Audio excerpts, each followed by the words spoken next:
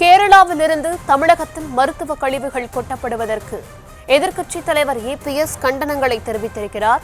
கேரள மாநிலத்திலிருந்து மருத்துவ கழிவுகள் தமிழகத்தினுடைய திருநெல்வேலி மாவட்டத்துல அந்த எல்லை பகுதிகள், கேரளா தமிழ்நாட்டிற்கு இடையே இருக்கக்கூடிய அந்த எல்லை பகுதிகளில் கொட்டுவதாக பல்வேறு குற்றச்சாட்டுகளானது எழுந்து வரக்கூடிய நிலையில தற்பொழுது அதிமுகவினுடைய பொதுச் செயலாளரும் எதிர்க்கட்சி தலைவருமான எடப்பாடி பழனிசாமி திமுக அரசையும் அதே போல கேரள அரசையும் கண்டித்து பதிவு ஒன்றை வெளியிட்டிருக்கிறார். அந்த வகையில அவர் வெளியிட்டிருக்கக்கூடிய பதிவில், கேரள மாநிலத்திலிருந்து மருத்துவ கழிவுகள் தமிழ்நாட்டின் எல்லை மாவட்டங்களில் தொடர்ந்து கொட்டப்பட்டு வரும் நிலையில தற்பொழுது திருநெல்வேலி மாவட்டத்தின் கல்லூர், பழவூர் உள்ளிட்ட பகுதிகளில் கொட்டப்பட்டிருப்பதற்கு கடும் கண்டனம் என்று தெரிவித்திருக்கிறார். மேலும் கேரள முதல்வருடன் கைக்குலுக்கி போட்டோ ஷூட் எடுப்பதில் மட்டும் முனைப்பாக இருக்கும் முதலமைச்சர் மு.க.ஸ்டாலின் முல்லை பெரியாற்றில் மாநில உரிமைகளை நிலைநாட்டத்தான் திராணி இல்லை என்று பார்த்தால் அண்டை மாநிலத்தின் கழிவுகள் நம் மாநிலத்தில் கொட்டப்படுவதை எதிர்க்க கூட தெம்பில்லாத முதல்வராக இருக்கிறார் என்று கடுமையான தன்னுடைய